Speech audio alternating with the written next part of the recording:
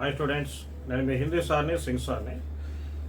నానా టాపర్స్ కోసం 95 కన్నా ఎక్కువ మార్కులు వచ్చే వీడియోని అందరూ చూశారు. కాస్త డల్లర్స్ అయినా పర్వాలేదు, ఈ 2 రోజుల్లో ఈ కాస్త చదివితే చాలు మంచి మార్కులు వస్తాయి అన్న వీడియోని చూశారు. అయితే ఇంకొంతమంది పిల్లలు ఉన్నారు, పాపం సార్ మాకు హిందీ రాదు, ఏదో కాస్త చదవగలమేమో కానీ హిందీ నేర్చుకోలేకపోతున్నాం, హిందీ అంటే మాకు చాలా భయంగా ఉంది, పాస్ అవుతామో లేదో, ఫెయిల్ అయిపోతామేమో అని భయపడుతున్న మీ అందరి కోసం రేపే పబ్లిక్ పరీక్ష. ఇప్పటిదాకా ఏం చదవలేదు, అయినా మీరు పాస్ అయిపోతారు. మీరు పాస్ పక్కా, నేనున్నాను. చూడండి అన్న, నేను చెప్పింది చెప్పినట్టు వినండి, విన్నట్టే చేయండి, మీరు తప్పకుండా పాస్ అయిపోతారు. చూడండి, రోమన్ నెంబర్ 1లో మనకి ఎన్ని బిట్స్ ఉన్నాయి? 12 బిట్స్ ఉన్నాయి. 12 బిట్స్లో 1 నుంచి 12, ఒకటవ బిట్కి 3 ఆప్షన్స్ ఇస్తారు. 3 ఆప్షన్స్లో ఒక్కటే గమనించండి నాన్న, అండర్లైన్ చేసిన పదం మొదటి అక్షరం, ఆప్షన్స్లో ఉన్న మొదటి అక్షరం చూడండి. 2 ఒకటే కనుక అయితే ఆ ఆప్షనే ఆన్సర్, 1 మార్కు ఖాయం. రెండవ క్వశ్చన్, వాక్యం చివర్లో సింగిల్ లెటర్లో సహాయక క్రియ ఉంటుంది. ఆ సింగిల్ లెటర్కి ముందర ఏ పదం అయితే ఉంటుందో అదే క్రియ. అది ఆప్షన్స్లో ఎక్కడుందో చూసుకోండి, పెట్టేయండి. రెండవ క్వశ్చన్కి ఆన్సర్ కూడా మీకు వచ్చేస్తుంది. 3వ క్వశ్చన్ సంఖ్యకి ఇక్కడ ఏం లేదు, ముందర ఆతో కనుక స్టార్ట్ అయి ఉంటే, ఆతో 18, 19 అని ఇలాంటివి 1 to 20 నెంబర్స్, ఆ నెంబర్స్లో ఏ నెంబర్ కనబడినా ఆప్షన్స్లో 18, 19, 20, 17, 18, 19. 17 అంటే 17, 18 అంటే 18, 19 అంటే 19. ఈ మూడింటికంటే ఇంకేం ఉండవు. అది చూడండి, ఆ ఉందా, ఊ ఉందా, సా ఉందా? సా ఉంటే 17, ఆ ఉంటే 18, ఊ ఉంటే 19. కనబడితే చాలు, అది ఎక్కడుందో ఆ ఆప్షన్ని పెట్టేయండి. ఇక్కడికి మీకు 3 మార్కులు వ్యాకరణంలో ఇక్కడికే వచ్చేసాయి. అర్థమైంది కదా నేను చెప్పింది ఏంటో? 1వ ప్రశ్న అయితే అండర్లైన్ చేసిన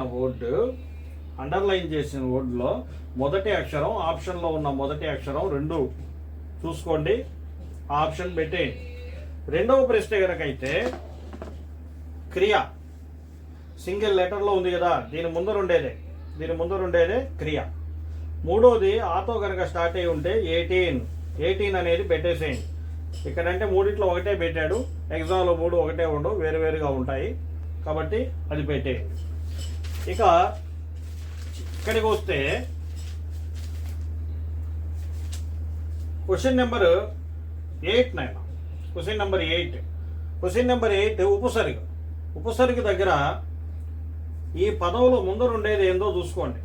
ఆ ముందర ఉండేదే ఉపసర్గ. 9వ ప్రశ్నలో వెనక ఏముంది అనేది చూసుకోండి, ఆ వెనక ఉండేదే ప్రత్యయం. కాబట్టి 8, 9 క్వశ్చన్స్ ఒక 2 మార్కులు మీకు వచ్చేస్తాయి. క్వశ్చన్ నెంబర్ 8, క్వశ్చన్ నెంబర్ 9 జాగ్రత్తగా గమనించండి. క్వశ్చన్ నెంబర్ 10 దగ్గరికి వస్తే యువతి అని ఉంది కదా, ఇక్కడంటే యువతి అని ఉంది, మామూలుగా లింగ బదలియే అంటాడు. అక్కడ కానీ గీత ఉంటే గుడి దీర్ఘం పెట్టండి, గుడి దీర్ఘం ఉంటే గీత పెట్టండి. అలాగే చివరిలో క్రియ దగ్గర కూడా గీత ఉంటే గుడి దీర్ఘం ఉంటే గీత పెట్టండి. 11వ ప్రశ్నలో భవిష్యత్ కాలంలోనే మార్చమంటాడు. ఈ 3 ఆప్షన్స్లో చూడండి, 3 ఆప్షన్స్లో ఎక్కడైతే చివరిలో గా అని కనిపిస్తుందో ఆ గా అని ఉండేదే ఆన్సర్ 3 ఆప్షన్స్లో, అది పెట్టేయండి. అంటే ఇక్కడ కూడా మనకి ఒక 4 మార్కులు, అంటే ఇదొక 2, మొత్తం 7 మార్కులు ఈజీగా సంపాదించేస్తాం. చెప్పింది గుర్తుంది కదా అది. ఇకపోతే పద్యాల దగ్గరికి వస్తే 13, 14, 15, 16 ఇక్కడికి వస్తే ఇక్కడ మనం పోయంని చూసి, పారాగ్రాఫ్ని చూసి, ఆ క్వశ్చన్లో ఉన్న వర్డ్ని తీసుకొని ఆ పారాగ్రాఫ్లో వెతికి ఆ లైన్ మొత్తం రాసేసేయండి.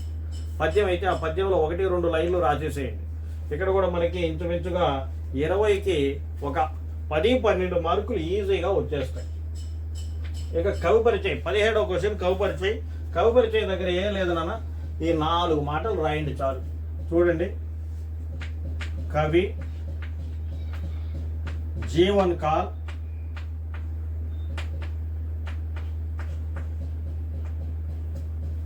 రచనాయే, పురస్కార్ అని రాయండి చాలు. కవి పేరు మనకెట్టా తెలుసు, ఆయన కవి పరిచయంలోనే అడుగుంటాడు, ఫలానా కవి గురించి రాయండి అని. ఆయన పేరు రాసేసేయండి. రచనాయే అన్నాడు, పాఠం పేరు రాసేసేయండి. పురస్కార్ అన్నాడు, జ్ఞానపీఠ అని రాసేసేయండి. ఆయనకి వచ్చినా రాకపోయినా జ్ఞానపీఠ అని రాసేసేయండి. ఇక జీవన కాల్ తెలిస్తే రాయండి, తెలియకపోతే లేదు. అయిపోయింది. 3 ఫిల్ చేసాం. ఈజీగా మనకి ఎంత కాకపోయినా 1 మార్క్ అయినా పడుతుంది. ఇకపోతే 19వ ప్రశ్న, లేఖక పరిచయం. అక్కడ బ్లాంక్స్ ఇస్తాడు. ఆ లైన్ ఆ పారాగ్రాఫ్లో ఎక్కడుందో చూసుకోండి. లైన్ మొత్తం రాసేసేయండి. ఇక్కడ ఈజీగా మనకి 4 మార్కులు వచ్చేస్తాయి. ఇక్కడ చూడండి, 3, 5, 7 మార్కులు ఇక్కడికి వచ్చాయి. పారాగ్రాఫ్లో 12 మార్కులు వచ్చాయి, 19 మార్కులు, ఇదొకటి 20 మార్కులు. లేఖక పరిచయంలో ఒక 4 మార్కులు. ఇక్కడికే 24 మార్కులు మనకు వచ్చేసాయి. మనం ఏం చదవలేదు, మనకి ఏమీ రాదు, అయినా 24 మార్కుల దాకా ఇక్కడికి మనం సంపాదించగలం. దీని తర్వాత ప్రశ్నల దగ్గరికి వెళ్ళండి. ప్రశ్నల దగ్గరికి వెళ్తే 19 నుంచి 26 దాకా క్వశ్చన్స్ ఉన్నాయి. సైడ్ హెడ్డింగ్ రాయండి. క్వశ్చన్లో నుంచి ఒక ముక్కని కట్ చేసి సైడ్ హెడ్డింగ్ పెట్టండి. సైడ్ హెడ్డింగ్ పెట్టి ఆ క్వశ్చన్లో ఉండే లైన్నే ఒకసారి రాయండి. ఆ క్వశ్చన్లో ఉండే లైన్నే ఒకసారి రాయండి. ఆ పారాగ్రాఫ్స్ ఒక 3 ఉన్నాయి మన కోసం. ఆ పారాగ్రాఫ్లో నుంచి ఒక 2 లైన్లు రాయండి. అలాగే క్వశ్చన్ నెంబర్ ఇంకోటి వేయండి. ఆ క్వశ్చన్లో ఉన్న సైడ్ హెడ్డింగ్ని ఒక ముక్క రాయండి. ఆ క్వశ్చన్నే రాయండి. ఏదో ఒక పారాగ్రాఫ్లో నుంచి మళ్ళీ 2 లైన్లు రాయండి. ఈ విధంగా ఒక 6 క్వశ్చన్స్ పూర్తి చేయండి. అన్నిటి ఒక్కొక్క మార్క్ ఈజీగా పడుతుంది. ఇక్కడికి 24 అండ్ ఒక 6 30 మార్కులు మనకు వచ్చేస్తాయి. ఆ తర్వాత సారాంశాలు రాయాలి. 27వ ప్రశ్న, 28వ ప్రశ్న సారాంశాలు. 27 క్వశ్చన్ నెంబర్ వేయండి. క్వశ్చన్ నెంబర్ వేసి ఇందాక నేను చెప్పాను కవి పరిచయం, అదేవిధంగా కవి, జీవన్ కాల్, రచనాయే, పురస్కార్ అని చెప్పి మొత్తం రాయండి. సారాంశాలు సైడ్ హెడ్డింగ్ పెట్టండి. అక్కడ ఏ లేదు, అక్కడ కూడా మనకున్న పారాగ్రాఫ్స్ ఉన్నాయి కదా, 2 పారాగ్రాఫ్లు, ఆ 2 పారాగ్రాఫ్లు ఇక్కడ రాసేసేయండి. ఎంత తక్కువ వేసుకున్నా 3 మార్కులు ఈజీగా పడతాయి. అలాగే ఇంకో సారాంశం అలాగే చేయండి, ఇంకొక 3 మార్కులు పడతాయి. లెటర్ రైటింగ్ దగ్గరికి వెళ్ళండి. లెటర్ రైటింగ్ దగ్గర వాడు ఏ లెటర్ ఇచ్చినా సరే ముందు ప్లేస్ డేట్ వేయండి. ఆ తర్వాత కంపల్సరీ రేపు ఇవ్వబోయే లెటర్ ఇస్తే లీవ్ లెటర్, లేకపోతే పితాకో పత్ర. కాబట్టి ఇక్కడ ఎవరికి రాయమన్నా కూడా మహోదయ్ అని పెట్టండి. నాన్నకి రాయమన్నా కూడా ఇబ్బంది లేదు, మహోదయ్. ఇక్కడ నమస్కార్ అని పెట్టండి.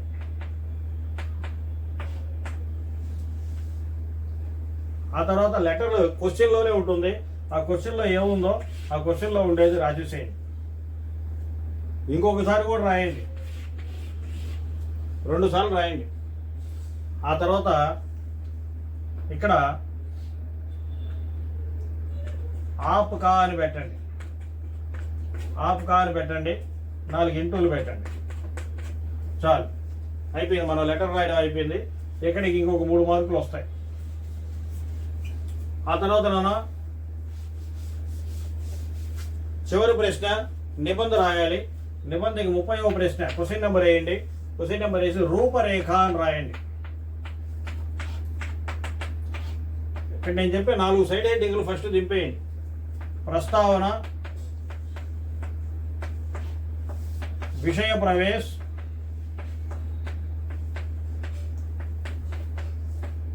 విషయ విస్తార్,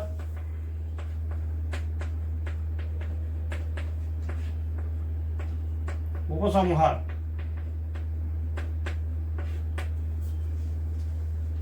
4 ఇచ్చాడు, 4 సైడ్ హెడ్డింగ్లు రాసాం. ఈ 4 సైడ్ హెడ్డింగ్లు ఒక్కొక్క సైడ్ హెడ్డింగ్ని మళ్ళీ ప్రస్తావన అని రాయండి. మన క్వశ్చన్ పేపర్లో 2 పారాగ్రాఫ్లు ఉన్నాయి. ఒక పారాగ్రాఫ్ రాయండి ప్రస్తావనలు, విషయ ప్రవేశం రాయండి. ఇంకో పారాగ్రాఫ్ ఉంది కదా, ఆ పారాగ్రాఫ్ విషయ ప్రవేశంలో రాయండి. విషయ విస్తారం ఉంది కదా, విషయ విస్తారంలో మళ్ళీ ఇక్కడికి ఏం చేస్తారా అంటే మనకి పద్యాలు ఉన్నాయి. ఆ పద్యాలని హై అని పెట్టేసి ఆ పద్యాలని రాసేసేయండి. ఉపసంహార దగ్గర రండి.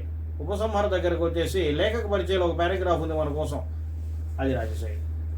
ఏది ఏమైనా ఒక పేజీ నింపామా లేదా, ఇంతే, ఒక పేజీ నింపామా లేదా నీట్గా రాసేసేయండి. అంటే మార్కులు పడిపోతాయి, ఇదేదో కరెక్ట్ ఆన్సర్ అని కాదు, కనీసం ఒక 3 మార్కులు అన్నా పడతాయి. ఈ విధంగా ఎట్టకేలకు మనం 40 మార్కులు దాటేస్తాం. ఫెయిల్ అయితే అవ్వం, పాస్ అయిపోతాం, పాస్ పక్కా. ఓకేనా నాన్న? ఈ విధంగా చేయండి. నేను చెప్పిన బిట్స్ను మాత్రం చాలా చక్కగా గమనించుకోండి. 1, 2, 3 బిట్స్ నేను చెప్పిన పద్ధతిలో ప్రతి బిట్ను కూడా జాగ్రత్తగా అర్థం చేసుకొని రాయండి. తప్పకుండా మీరు పాస్ అవుతారు. హిందీ అయితే ఏమీ రాదు, కానీ పాస్ అయితే మాత్రం అయిపోతాం. ఇంతే. మన ఛానల్ పేరు PDNS హిందీ. సబ్స్క్రైబ్ చేయండి, లైక్ చేయండి, షేర్ చేయండి. నేను మీ హిందీ సార్ని, సింగ్ సార్.